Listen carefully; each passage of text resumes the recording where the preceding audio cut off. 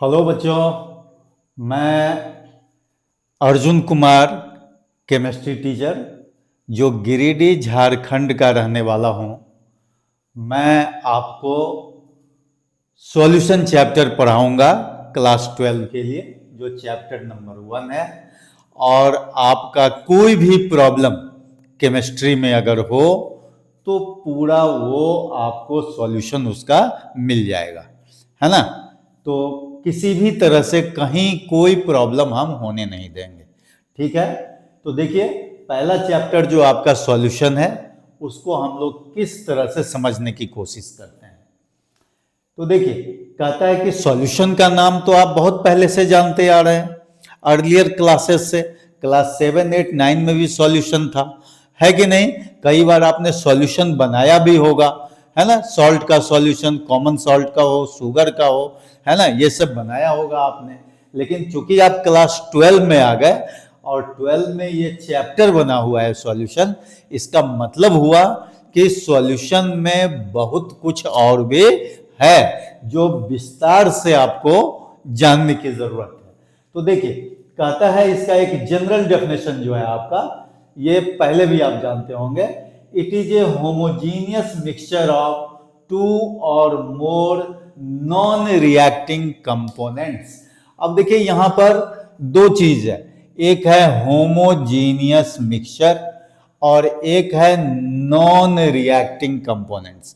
तो ये जो दो टर्म लिखा हुआ है ये काफी स्पेसिफिक है क्लास 12 के लिए खास करके। तो बताइए, होमोजीनियस मिक्सचर का मतलब क्या हुआ। होमोजीनियस मिक्सचर का मतलब हुआ कि components are uniformly mixed together. कहने का मतलब सॉल्यूशन में जो कंपोनेंट्स होगा वो आपस में इस तरह से मिले हुए हैं कि सेम पार्ट और any part of the solution will give us the same taste. अब जैसे मान लीजिए आप शरबत बनाते हैं, वो भी एक सॉल्यूशन है जिसमें कैसे कैसे बनाते हैं, वाटर में कुछ शुगर मिला देते हैं, ठीक है। अब मान लीजिए कि जैसे ही उसको आप मिक्स करते हैं, मिला देते हैं अच्छी तरह से, तो उसमें क्या होता है, आइदर ऊपर से आप शुगर पीजिए या बीच से पीजिए या नीचे से लीजिए, सब जो है एक ही तरह का स्वीटनेस आपको लगेगा, है ना। जितना अमाउंट आपने शुगर मिलाया उस तरह से उसका जो है स्वीटनेस आपको पता चलेगा। तो उसको हम लोग क्या बोलते हैं, होमोजीनियस मिक्सचर बोलते हैं। मतलब that components are well mixed throughout the solution, ठीक है, पूरी तरह से मिला हुआ। और दूसरा देखिए क्या दिया हुआ है, नॉन रिएक्टिंग कंपोनेंट्स। इसका मतलब क्या है कि अगर जो दो कंपोनेंट से आप सॉल्यूशन बनाएंगे तो दोनों कंपोनेंट एक दूसरे से रिएक्शन नहीं करना चाहिए। अगर रिएक्शन कर जाएगा तो वो उसका सॉल्यूशन नहीं है। अब जैसे मान लीजिए कि अमोनिया है, वाटर है, और अमोनिया को वाटर में डिजॉल्व कर देंगे तो बताइए क्या बन जाएगा, अमोनियम हाइड्रोक्साइड बन जाएगा। और अमोनियम हाइड्रोक्साइड बन जाएगा तो एक दूसरा कंपाउंड बन गया। तो इसीलिए वो सॉल्यूशन नहीं हो सकता, वो सॉल्यूशन के प्रॉपर्टी को शो नहीं करेगा। तो इसीलिए यहां पर लिखा हुआ है नॉन रिएक्टिंग कंपोनेंट्स। कहने का मतलब वो केमिकली रिएक्ट नहीं करेगा। तो देखिए, कहता है कि ए solution containing two components is called binary solution. Binary solution का मतलब क्या हुआ कि दो कंपोनेंट होना चाहिए, एक सॉल्यूट हो गया, दूसरा सॉल्वेंट हो गया, दोनों को मिलाएंगे तो क्या बनेगा, सॉल्यूशन बनेगा। अब इसी में हम लोग डिसाइड करेंगे कि किसको सॉल्यूट बोलेंगे और किसको सॉल्वेंट बोलेंगे। तो सॉल्यूट हमेशा देखिए यहां पर लेस अमाउंट में होगा, है कि नहीं, और सॉल्वेंट जो होगा वो क्या होगा, मोर अमाउंट में होगा, ठीक है। तो उसके अमाउंट को कैलकुलेट करके हम बता देंगे कि कौन सॉल्यूट होगा और कौन सॉल्वेंट होगा। चलिए, ये बात तो हुई बाइनरी सॉल्यूशन की। लेकिन कहता है कि when A solution contains more than two components, suppose कीजिए 3 कंपोनेंट्स, तो वैसे सॉल्यूशन का नाम क्या होगा, टर्नरी सॉल्यूशन होगा। 4 कंपोनेंट्स होगा तो क्वाटरनरी सॉल्यूशन होगा। तो कहने का मतलब इस तरह का सॉल्यूशन जो है अलग अलग होगा, लेकिन सिलेबस के हिसाब से हम लोगों को क्या पढ़ना है, बाइनरी सॉल्यूशन, मतलब solution which contains two components only, और वो दो कंपोनेंट्स जो है उसका नाम क्लियरली लिखा हुआ है, एक सॉल्यूट है और दूसरा क्या है, सॉल्वेंट है। हमेशा सॉल्यूट लेस अमाउंट में होगा और सॉल्वेंट जो है मोर अमाउंट में होगा। अब देखिए क्या लिखा हो, physical state of solution is same as physical state of solvent. कहने का मतलब सॉल्वेंट का जो फिजिकल स्टेट होगा वही सॉल्यूशन का भी फिजिकल स्टेट होगा। से फॉर एग्जांपल अगर सॉल्वेंट मान लीजिए सॉलिड है तो सॉल्यूशन भी सॉलिड होगा, अगर सॉल्वेंट लिक्विड है तो सॉल्यूशन भी लिक्विड होगा, और अगर सॉल्वेंट गैस है तो सॉल्यूशन भी क्या होगा, गैस होगा। तो कहने का मतलब physical state of solution is same as physical state of solvent. तो इस तरह से हमारे पास में कितने तरह के सॉल्यूशन हो जाएंगे, 9 टाइप्स के सॉल्यूशन हो जाएंगे। अब देखिए पहली बार ये 9 टाइप्स के सॉल्यूशन के बारे में हम लोग बात करेंगे। इससे पहले तो आप 2 ही 3 तरह के सॉल्यूशन ज्यादा से ज्यादा देखते थे, सॉलिड इन लिक्विड देखते थे, लिक्विड इन लिक्विड देखते थे, और कभी कभी गैस इन लिक्विड देखते थे। लेकिन अभी देखिए क्या है, we have 9 types of solution. इसके लिए हमने एक टेबल बनाया है, यहाँ सॉल्यूट रखा है, इसके बाद सॉल्वेंट रखा है, फिर सॉल्यूशन है, और फिर इसका एग्जाम्पल है। तो ये याद रखने के लिए बहुत अच्छी बात है। पहला नंबर में देखिए सॉल्यूट में हम क्या लेते हैं, सॉलिड लेते हैं, और सॉल्वेंट में क्या लेते हैं, सॉल्वेंट में भी सॉलिड लेते हैं। तो बताइए सॉल्यूशन का नेचर क्या होगा, वो भी सॉलिड होगा। तो एग्जाम्पल्स में दिया हुआ है एलॉयज। अब बताइए एलॉयज तो हम लोग बहुत पहले से पढ़ते आ रहे हैं, ब्रॉन्ज हो, ब्रास हो, स्टेनलेस स्टील हो, या जो भी हो, they are all alloys you know. तो एलॉयज में क्या होते हैं, एक सॉलिड दूसरे सॉलिड में मिले हुए रहते हैं, तो उसको हम लोग सॉलिड सॉल्यूशन बोलते हैं। तो उसका एग्जाम्पल क्या हुआ, एलॉयज हुआ। जैसे यहां देखिए दूसरा क्या है आपका, लिक्विड है ना, लिक्विड सॉल्यूट लेते हैं। अब लिक्विड सॉल्यूट का अमाउंट कम होगा और सॉल्वेंट में वही रहेगा सॉलिड, जो ज्यादा अमाउंट में रहेगा, तो सॉल्यूशन तो वही रहेगा, सॉलिड सॉल्यूशन ही होगा। तो बताइए इसमें एग्जांपल हमने क्या लिया है, हाइड्रेटेड सॉल्ट्स लिया है। क्या आप क्लास 10 लेवल तक, 11 लेवल तक हाइड्रेटेड सॉल्ट्स का नाम नहीं सुने हैं क्या, काफी सुने होंगे। देखिए ब्लू विट्रियोल का नाम सुनिए, CuSO4 5H2O होता है। क्लास 10 में आप वॉशिंग सोडा पढ़ते थे, Na2CO3 10H2O। तो जितने भी हाइड्रेटेड सॉल्ट्स हैं they are all examples of what, liquid in solid solution. Is it clear. तो चलिए अब देखिए थर्ड में होता है गैस, गैस इन सॉलिड, तो फिर सॉलिड सॉल्यूशन बनेगा, और इसके लिए हमने एग्जांपल लिया हुआ है हाइड्रोजन गैस ऑन निकेल और प्लेटिनम और पैलेडियम। याद होगा आपको हाइड्रोजिनेशन ऑफ ऑयल्स वगैरह आप पढ़े थे, हाइड्रोजिनेशन ऑफ एल्कीन पढ़े थे, टू फॉर्म एल्केन। किसमें, क्लास 10 में भी है एल्कीन चैप्टर में, और 11 में भी है हाइड्रोकार्बन में। एल्कीन में आप पढ़ते हैं हाइड्रोजिनेशन, जिसको एडिशन रिएक्शन बोलते हैं। तो वहां पर हाइड्रोजिनेशन कैसे होता है, हाइड्रोजन तो हम लोग ऐड करते हैं but in presence of nickel. तो वहां पर जो है बताइए ये जो है हाइड्रोजन निकेल पर कलेक्टेड होता है, एडजॉर्ब्ड होता है। ठीक है, तो ये हो गया गैस इन सॉलिड सॉल्यूशन का एग्जांपल।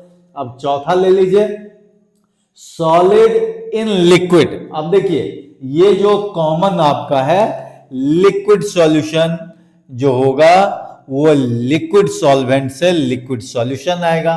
तो ये काफी कॉमन है जो क्लास 12 में भी बार बार आपको पढ़ना पड़ेगा, क्योंकि ये जो 9 टाइप्स का सॉल्यूशन है ये केवल नॉलेज के लिए है ना, लेकिन एग्जामिनेशन पॉइंट ऑफ व्यू से आपको ये तीन जो टाइप का कॉमन टाइप का सॉल्यूशन है, इसी के बारे में काफी चर्चा होगी, लेकिन आपको हर एक टाइप का एग्जाम्पल जो है एक बार समझ लेना है, दिमाग में बैठा लेना है, और हो सकता है कि कंपटीशन के ख्याल से कोई भी एग्जाम्पल 9 टाइप्स में पूछा जा सकता है।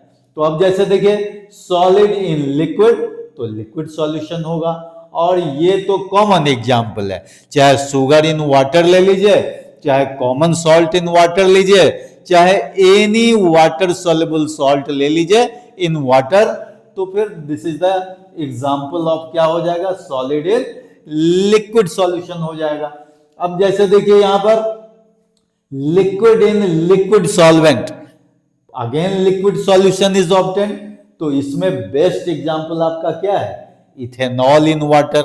अल्कोहल का नाम काफी आप सुनते आ रहे हैं क्लास 10 से, तो इथेनॉल जो होता है वाटर में ईच प्रोपोर्शन में मिसेबल है, तो ये बेस्ट एग्जांपल हो गया लिक्विड इन लिक्विड सॉल्यूशन का।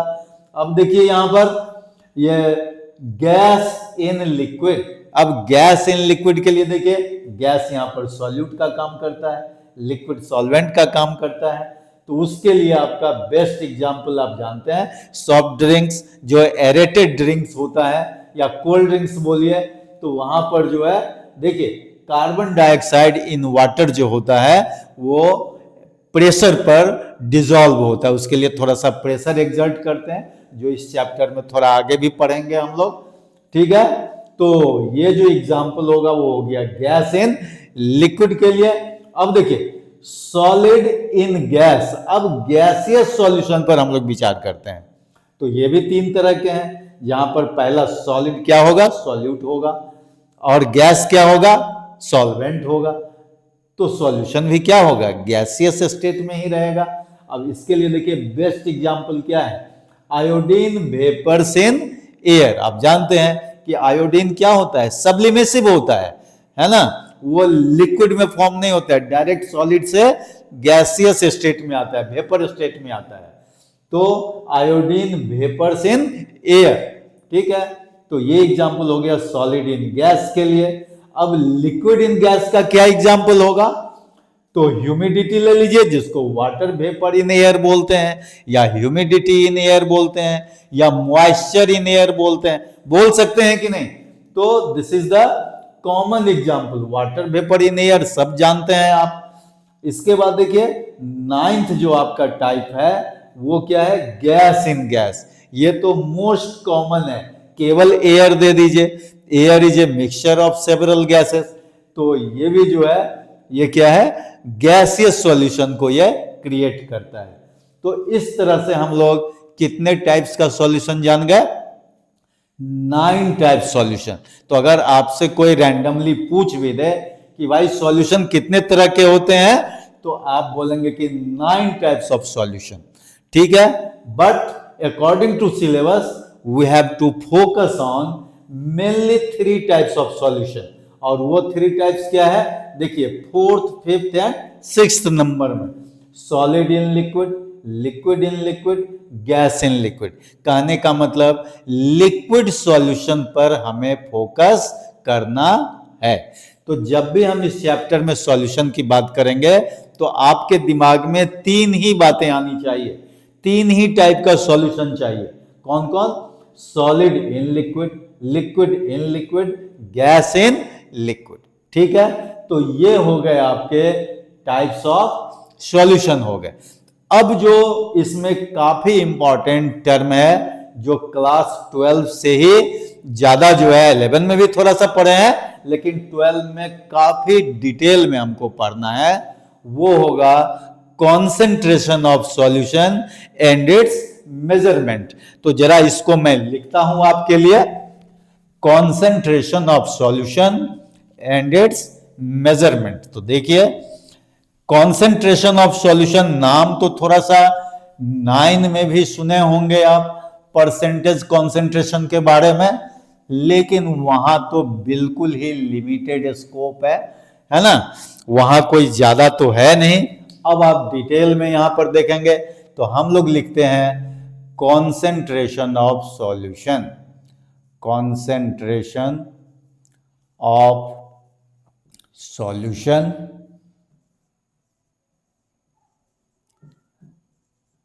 पहले कॉन्सेंट्रेशन ऑफ सॉल्यूशन देख लीजिए, इसके बाद इस कॉन्सेंट्रेशन ऑफ सॉल्यूशन को किस किस टर्म में मेजर करेंगे, किस यूनिट में एक्सप्रेस करेंगे, वो बाद में बताते हैं।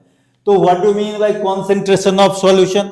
कॉन्सेंट्रेशन ऑफ सॉल्यूशन का मीनिंग होता है, देखिए यहां थोड़ा सा हम आपके लिए लिख देते हैं, कहता है कि the amount of solute, the amount of solute dissolved in a definite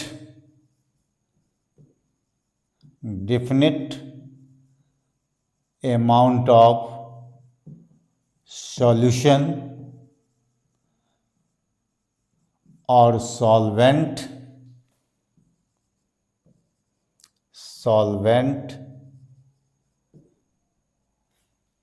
है ना, इज कॉल्ड, क्या होगा, कॉन्सेंट्रेशन ऑफ सॉल्यूशन। ठीक है, तो जब भी कॉन्सेंट्रेशन ऑफ सॉल्यूशन की बात होगी तो हम लोगों को क्या देखना पड़ेगा, अमाउंट ऑफ सॉल्यूट देखना पड़ेगा, कि the amount of solute dissolve in a definite amount of solution और solvent is called concentration of solution. अब जैसे मान लीजिए कोई एग्जांपल ले लीजिए कि हमने यहां पर एक बीकर में, जरा बढ़िया से समझ लीजिए, मान लीजिए इस बीकर में हमने वाटर जो है 1 लीटर ले लिया, 1 लीटर वाटर, ये 1 लीटर वाटर। ठीक है, अब इसमें हमने जो है मान लीजिए 2 ग्राम जो है शुगर ले लिया। 1 लीटर वाटर में 2 ग्राम हमने शुगर ले लिया और उसको क्या कर दिया, मिला दिया, है ना, मतलब 2 ग्राम ऑफ शुगर जो है वो हमने किस में ले लिया, 1 लीटर ऑफ वाटर में ले लिया और लेकर के उसको होमोजीनियस बना दिए, काफी मिला दिए। ठीक है, अब दूसरा बीकर एक हम लोग लेते हैं, इस बीकर में भी हम लोग क्या कर लिए भाई, 1 लीटर जो है वाटर ले लिए, ये 1 लीटर फिर से एक इसमें वाटर ले लेंगे। अब इसमें जो है हम लोग 5 ग्राम जो है 5 ग्राम शुगर ले लिए। बताइए अब आपको कौन से सॉल्यूशन में स्वीटनेस ज्यादा होगा, बताइए, 2 ग्राम वाले में होगा या 5 ग्राम वाले शुगर में होगा? ऑटोमेटिकली 5 ग्राम वाले में होगा ज्यादा, है कि नहीं? तो जिसमें ज्यादा अमाउंट होगा, सर्टेन वॉल्यूम ऑफ वाटर में, जैसे यहां पर दोनों में हम लोग 1 लीटर वाटर ले लिए, तो यहां पर वाटर का वॉल्यूम क्या हो गया, सर्टेन हो गया, वाटर का अमाउंट सर्टेन हो गया। समझ रहे हैं कि नहीं, वॉल्यूम के केस में। लेकिन हमने शुगर का अमाउंट क्या कर दिया, वैरी कर दिया, डिफरेंट कर दिया। एक बार 2 ग्राम ले लिए और दूसरे बीकर में 5 ग्राम ले लिए, तो किसका कॉन्सेंट्रेशन ज्यादा हुआ, किस सॉल्यूशन का ज्यादा कॉन्सेंट्रेशन होगा, जिसमें सॉल्यूट का अमाउंट ज्यादा होगा in certain amount of solution. तो सर्टेन अमाउंट ऑफ सॉल्यूशन तो आप देख रहे हैं कि 1 लीटर दोनों में ले लिए, या सॉल्वेंट कहिए, यहां पर वाटर सॉल्वेंट है कि जब मिला दिए तो ये क्या बन गया, सॉल्यूशन बन गया। तो सर्टेन वॉल्यूम ऑफ सॉल्वेंट में हमने क्या ले लिया, 2 ग्राम शुगर ले लिया, एक जगह 5 ग्राम ले लिया। ठीक है, तो ज्यादा कॉन्सेंट्रेशन किसका हो गया, 5 ग्राम शुगर सॉल्यूशन का हो गया। तो इस तरह से हम लोग कॉन्सेंट्रेशन ऑफ सॉल्यूशन एक्सप्रेस कर लेते हैं, है ना, और उसको हम लोग बोलते हैं कि greater the amount of solute in certain amount of solution, more is the concentration of solution. Is it clear? कहने का मतलब जितना सॉल्यूट का अमाउंट उसमें मिलाएंगे, सर्टेन अमाउंट ऑफ सॉल्वेंट और सॉल्यूशन में, उसी के रेशियो में कॉन्सेंट्रेशन भी बढ़ते चला जाएगा। चलिए, ये तो हो गया कॉन्सेंट्रेशन ऑफ सॉल्यूशन। लेकिन अब कहता है units to express concentration of solution, to express concentration of solution। अब बताइए इसके लिए हम लोग क्या करते हैं। तो इसके लिए हमारे पास में डिफरेंट यूनिट्स होते हैं। पहला यूनिट आप देख लीजिए, फर्स्ट का नाम है मोलैरिटी। नाम 11 में भी सुने होंगे, अब 12 में भी आपको सुनना है। सेकंड में क्या होता है, मोलैलिटी, ठीक है, इसको स्मॉल m से इंडिकेट करते हैं। थर्ड में क्या होता है, नॉर्मेलिटी, जिसको हम लोग कैपिटल N से इंडिकेट करते हैं, ठीक है। फोर्थ में क्या होता है, मोल फ्रैक्शन, तो ये जो है हम लोग इसको X से इंडिकेट करते हैं, ठीक है। फिफ्थ में होता है परसेंटेज, परसेंटेज होता है, और परसेंटेज के लिए तो आप जानते ही हैं ये परसेंटेज होता है। सिक्स में क्या होता है, पार्ट्स पर मिलियन होता है, ये होता है पार्ट्स पर मिलियन, ठीक है। कहीं पर पार्ट्स पर बिलियन भी होता है, ये पार्ट्स पर मिलियन है, जिसको हम लोग पीपीएम से डिनोट करते हैं, ठीक है। तो इस तरह से ये जो आपका मोलैरिटी है, मोलैलिटी, नॉर्मेलिटी, ऐसे नॉर्मेलिटी जो है सीबीएसई के सिलेबस में इंक्लूडेड नहीं है, लेकिन फिर भी बेटर नॉलेज के लिए अगर आपको और ज़्यादा नॉलेज की ज़रूरत है तो मैं नॉर्मेलिटी भी आपको बताऊंगा। और फोर्थ में है मोल फ्रैक्शन, फिफ्थ में है परसेंटेज, सिक्स्थ में पार्ट्स पर मिलियन। लेकिन इसके अलावे एक दो टर्म और होगा जो मैं लिख देता हूं, वो मैं बाद में बताऊंगा, जो कहीं कहीं पर मोलैरिटी से मिलता जुलता होगा, मोल फ्रैक्शन से मिलता जुलता होगा। तो देखिए उस टर्म का नाम है फॉर्मेलिटी। क्या नाम है, फॉर्मेलिटी, ठीक है। एक ये टर्म है, और दूसरा जो होगा ये होता है मास फ्रैक्शन। क्या होता है, मास फ्रैक्शन। तो ये जो आपका है ना, इतने जो टर्म्स है ये किसके लिए है, to express concentration of solution.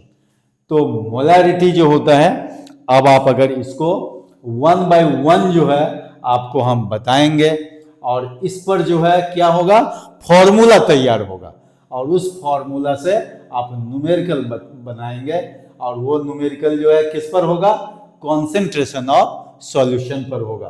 कभी मोलैरिटी निकालने के लिए होगा, कभी मोलैलिटी होगा, नॉर्मेलिटी होगा, मोल फ्रैक्शन होगा, परसेंटेज होगा, और पार्ट्स पर मिलियन होगा। वहीं पर हम आपको थोड़ा सा ये भी बता देंगे कि भाई फॉर्मेलिटी क्या है और मास फ्रैक्शन क्या है।